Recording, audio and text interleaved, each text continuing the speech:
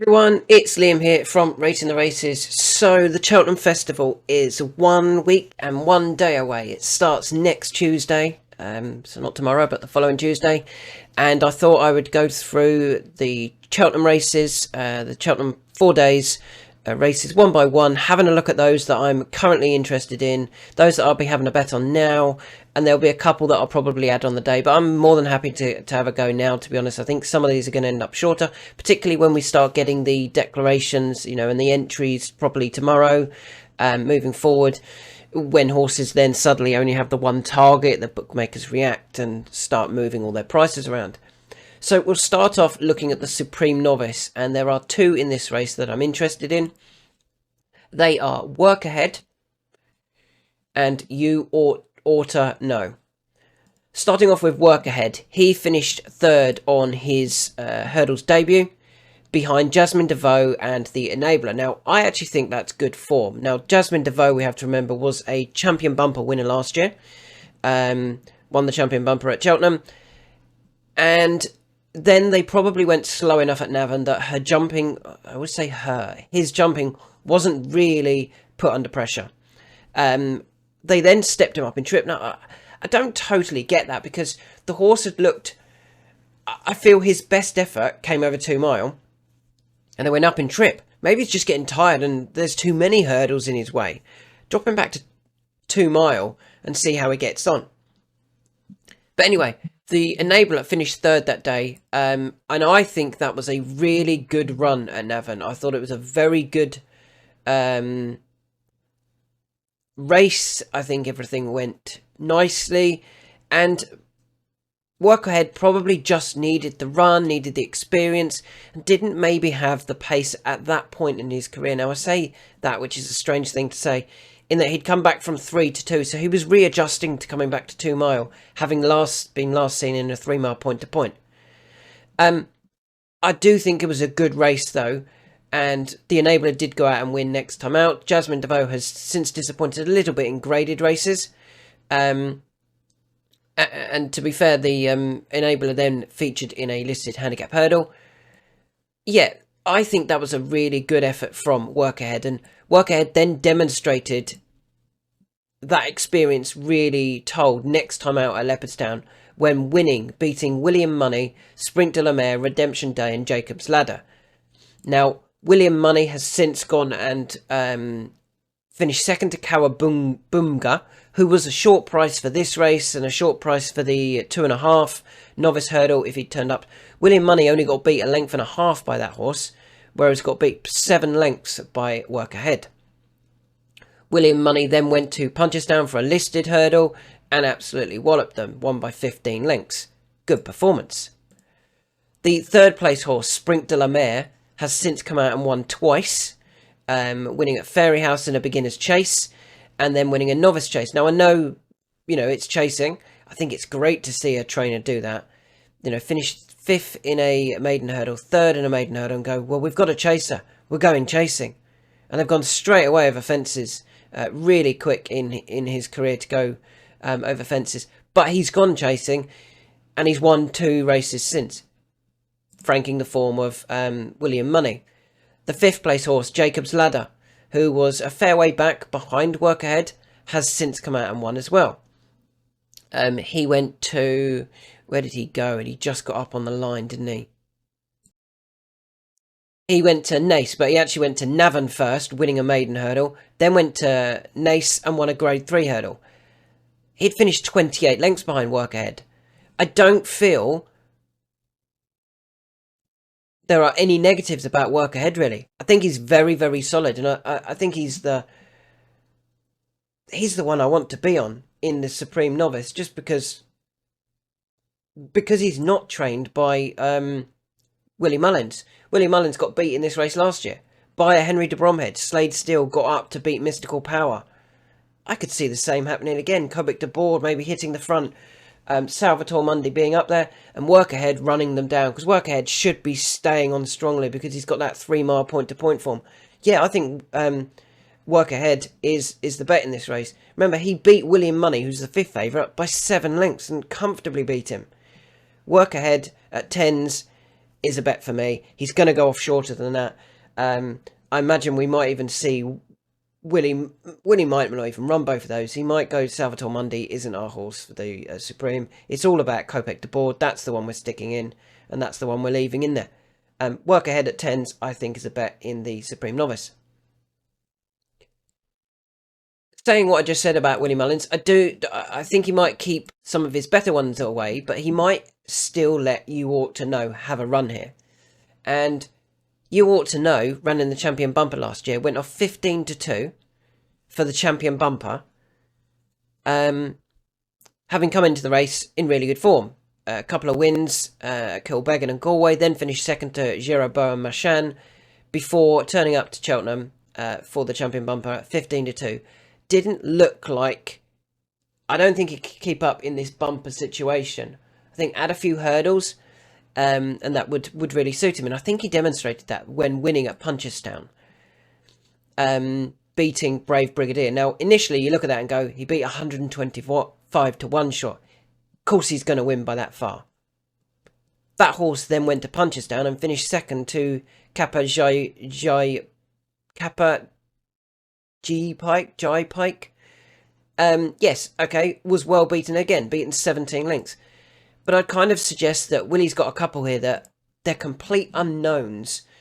And if he's as good as they thought he was coming into the Champion Bumper, he looks a big price for this race at 33-1. Okay, if he doesn't run, you get your money back. But at 33-1, he's the type that I'm happy to have a bet on him, in that maybe he's just a very, a significantly better hurdler and demonstrates the ability that they thought or that he was showing in bumpers. If he does, he'll get a lot closer to the front than he probably did in the Champion Bumper last year. And at 33-1, I'm prepared to have a little go on him. Moving on to the Arkle. Now, the Arkle for me was, I really like Sergino. I think he would have won it. With no Sergino, I still think, I think Magsborough is the standout. Beat Cargess at Cheltenham, beat Tully Hill at Fairyhouse, beat Touch Me Not at Leopardstown, and has been winning really impressively. Love to see these 4-year-old, now 5-year-olds going chasing. Sergino and Magsborough was going to serve up, in my opinion, what would have been the jewel of the Cheltenham Festival. Magsborough versus Sergino. I think Sergino would have won that, and then people would have been going, oh wow, Sergino is not just good, he's amazing, he's immense. Because I think Magsborough will beat the rest of this field by 5 or 6 lengths quite comfortably. He might be one that you can put in a double, maybe with Constitution Hill, if you like Constitution Hill for the Champion Hurdle, but we'll come back to that. But yeah, Magsborough, I think, wins the Champion Chase. I might look at a very short price multiple at some point with a few others. But at the moment, I won't be backing anything in the Champion Chase. The Arkle, sorry, we do already have that losing bet on Sergino. Moving on to the Ultima, there are 2... I've already got a losing bet on Lamilos. Being honest with my bets here. Not running in that. Disappointed at the weekend, over 2.5. It doesn't want 2.5, he wants 3 mile plus. But anyway, could not put you off Broadway Boy for this race. We've highlighted this multiple times. He was as big as 20s. Hopefully you're on at that sort of price. He's now down to a top price of 10-1. Connections have come out and said, we thought he was a Gold Cup horse for this year. For the horse that they thought was a Gold Cup horse to be ending up running in the Ultima in a handicap, surely he's got to have a massive chance. And his form this year has been good. 3rd at Cheltenham on his return, behind Senior Chief in the short go. We were on Senior Chief that day. We thought he was very well handicapped, and he was. The short go is very interesting also going forward, but I don't know whether he'll get in this Ultima. That was a good run on his return. He then went for what was probably the plan, the Coral Gold Cup. He finished 2nd to Can Do Kid. Again, very good effort. Didn't quite hang on. Form of that race, has worked out well. The right horses were at the front. And then went to Cheltenham. Last time out in a handicap chase in January. I think they deliberately got him beat. I really do. I think they were there to make sure that he just got a little bit more experience of the track. And They were probably hoping he might drop in the handicap. He didn't, unfortunately, but he turns up off 150. I think he takes, honestly, I think he takes all of the beating. You can't really trust the changing man. Katate Dory was very impressive at Kempton. This is a much more competitive race. I'm not sure Johnny Who will run here. Krabilly surely goes to the plate. Masasio shouldn't run here. Yeah, I think Broadway Boy is the one to beat. And we are on already at a much bigger price than what he is now. But yeah, he is my main selection in this race. Trelawn, I've also had a bet on. He came from one of our other videos. He was available at 25 to 1 non-runner no bet. On the basis that... What price is he now? He's probably still about 25 to 1. No, he shouldn't have moved in the betting, to be honest. Where is he? Is he gone? No, here he is. He's not 25s, he's only 20s now. Why Trelawn? He went off favourite for this race last year. He went off 5 to 1, second favourite, sorry, behind the Goffer. And fell at the second. If you fancied him to win that day, yes, he's running off an £8 higher mark, I think it is. Just checking on my other screen. It is indeed an £8 higher mark. But if you fancied him to win at Cheltenham off that 144 mark, you would have probably said that this was the type of mark he would be running off. If he'd won that last year and he was coming back here off the back of a win, you know, straight from Cheltenham to Cheltenham again, you'd probably back him again. And if you backed him at 5s and he won, you'd probably expect him to be maybe 10s. Okay, this form hasn't quite worked out since then. He beat Iroko at Haydock over 2.5. Good effort. He then finished 4th at Ascot behind an Ascot specialist. I think there was a couple of Ascot specialists in the race. The unlucky, the changing man, 300-5, who franked that form. And then he went to Haydock for the Sky Bet Peter Marsh. Didn't jump great that day. I didn't feel that that was his true running. I thought a few of them bombed out that day, Royal Guy being another. They probably went there thinking they were going to get much softer conditions. Yeah, you sometimes just don't take to Haydock over that trip. Once it gets a little bit further, it can suddenly become a ridiculous war of attrition. The fact that he went off 5s, I'd be gutted if we missed him this year at 25s and he went and won. He's now only 20s, but I still don't think that's a bad price. If there's two others that could be interesting, if they get in, and I'd probably wait and see if they either run or get in, they would be Happy Go Lucky, who we have to remember ran in this race in 2021, finished second off a mark of 147. He then went off 16 to 1 and finished 9th off 152. He would only run off 140 if he gets in, and they do decide to run him. That mark could be interesting. And the other horse that I am also looking out for is the Short Go, who got beat by Senior Chief at Cheltenham at the beginning of the season in front of Broadway Boy. That race is really strong. He then went to Navan for a handicap, sent off 11 to 2, and he fell. He fell at the 12th. He was still going fine. Yeah, he was out the back, but he was still travelling nicely. He's one that, could they have gone, we've got a really well handicapped horse. The problem is, he could be too well handicapped. He's only rated 128. He might not get in. That would be the concern about the Short Go. So definitely like Broadway Boy still. I think he's the one to beat in the race. Trelawn, I would be disappointed if I missed out on him because we backed him last year. I think we backed him at 16s. He went off 5s and fell at the second. And I'll be looking at one of probably Happy Go Lucky or the Short Go, whoever gets in and decides to take the chance. What would they be if they do run? The Short Go is currently at 14s. And I think he's going to run from out the handicap, which is why I don't think they will declare him. And Happy Go Lucky is currently available at 33s. He'll be about that because he's very well handicapped, but there's no reason to be shortening him. Okay, moving on to the Mes Hurdle. We've just heard this morning that Brighter Days Ahead is going for the Champion Hurdle, which does change the Mares Hurdle for sure. It means Lossiemouth is now odds on. Jade de Grugy is 7 to 4. For me, it comes down to whether Willie Mullins feels State Man can bounce back. If he thinks State Man is back to his best, he might well run Lossiemouth in this and go, we'll win the mares with Lossiemouth.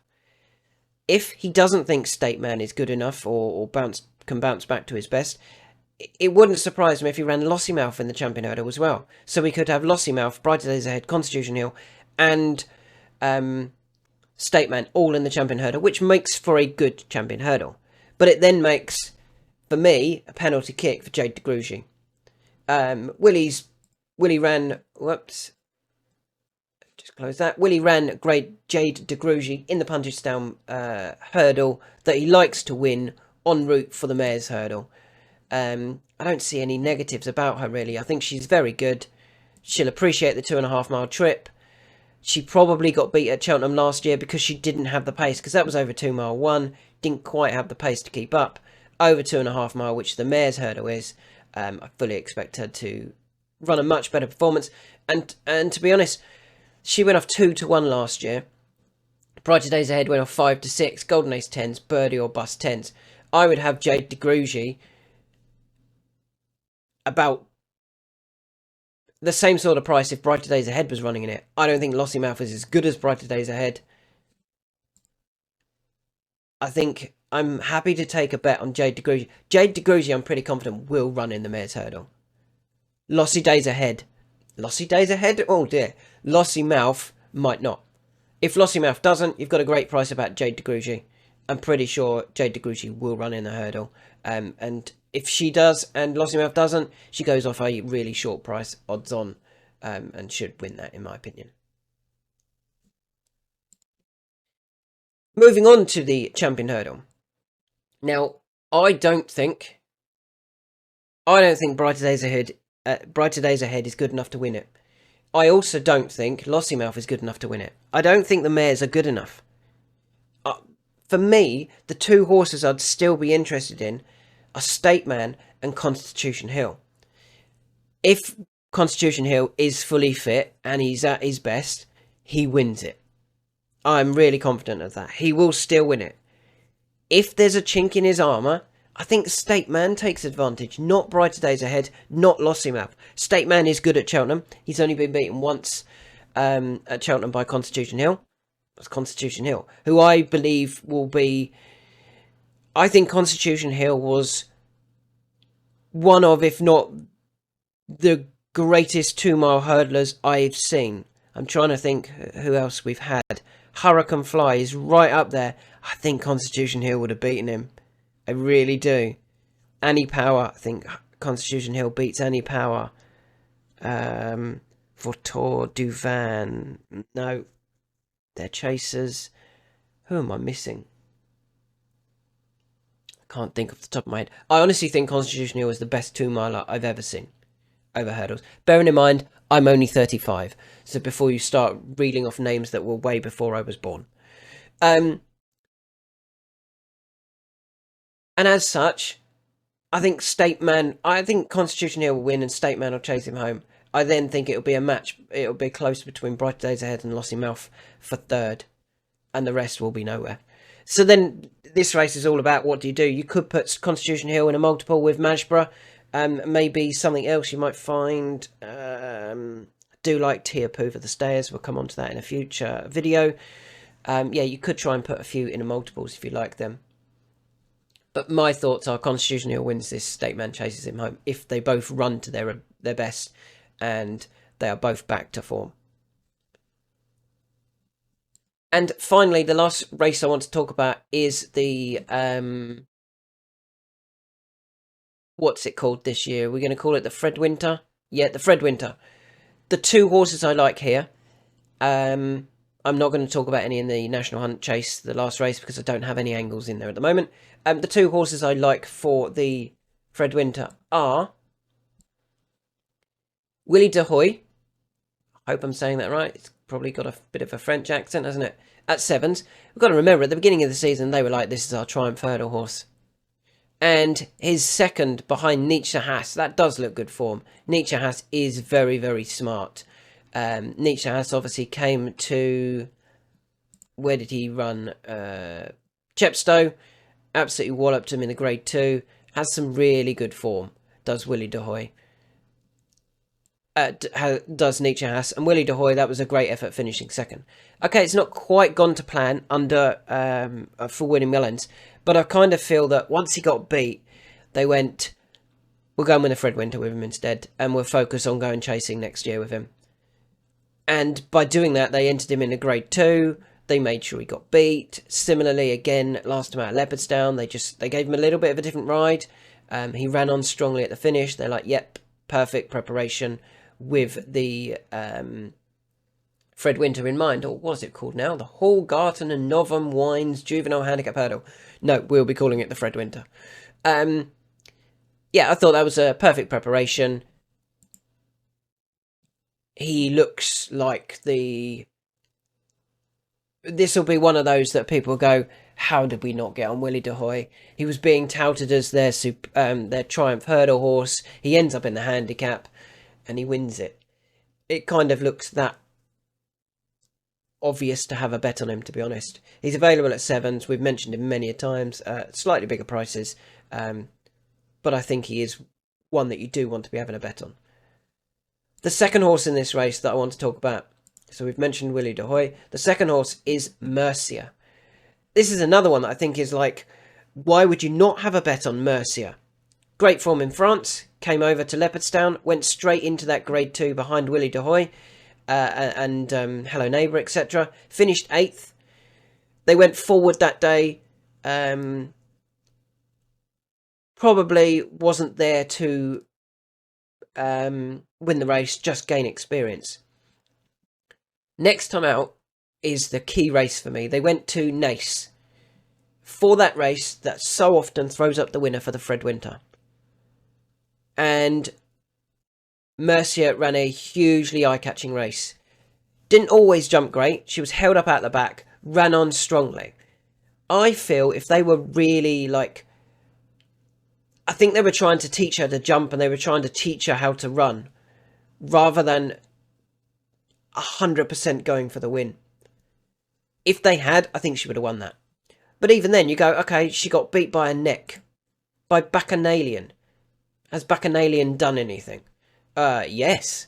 Since then, he's actually had 1 or 2 more runs. Another run, he went to Naas, or back to Naas, for a Grade 3 and won by 11 lengths. Won comfortably, 6-4, by 11 lengths in a Grade 3. That form is actually pretty good form. I don't see why Mercia is kind of like Lark in the Morning. Everybody missed out on, well, not everybody. Lots of people were going Lark in the Morning, didn't come from that race, but that was actually a non-runner from that race. So we kind of forgot that race was so key. And then drifted out to a decent price and won. This is kind of like, I know that race can't always throw up the winner of the Fred Winter, but I see plenty of positives again from that race. And Mercia, I feel, has to be, I think you have to have a bet on Mercia. You can get 12s, non-runner, no bet. Pretty sure she's going to run anyway. I don't think she goes off 12s. I think she goes off shorter than that. Once people look back through her form and go, it's that race, it's that Naas race, I reckon she'll go off single figures. I think she'll go off about 7s. The fact you can get 12s, non-runner, no bet about her, I think she's a bet. So they are my thoughts for day 1. In the Supreme, work ahead, strong form. That race last time out at Leopardstown worked out well. I thought the 3rd placed effort at Navan was a very good run anyway. You Ought to Know could be the surprise in the race in that he only went off 15-2 for the bumper. Was a much better hurdler already, and could be could be anything group. Mashborough, I think, wins the Arkle now. I'll be looking at putting it in a multiple. Broadway Boy, I'm really confident of a huge run in the Ultima. The Twistons are still adamant that he should have been a Gold Cup horse. Trelawney, can't ignore him off the back of, we backed him last year and he fell at the 2nd. How gutting would it be if he went and won this year at a much bigger price? One of Happy Go Lucky and the Short Go would be potentially another selection in that race. Jade de Grugio on a backer for the mares. Still think we might see Lossiemouth in the Champion Hurdle if Willie's not that confident in State Man. With the Champion Hurdle. To be honest, if Lossiemouth is entered in the Champion Hurdle, whilst it looks like it makes it more competitive, I think it makes it more... I'd be more confident Constitution Hill wins it, because that means he's saying Stateman probably doesn't.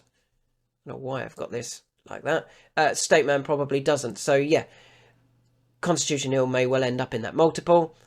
We've already backed Stateman on the basis that we're hoping that there is chinks in Constitution Hill's armour, but if there isn't, yeah, I think he beats both Lossiemouth and Brighter Days Ahead. And in that Fred Winter, the last race that I'm going to talk about, Mercia, that second behind Bacchanalian, has worked out well anyway, and it was that race that the Fred Winter winner generally is entered or runs in. And finally, Willie de Hoy came to England as the supposed Triumph Hurdle horse, and is going to end up running in the handicap.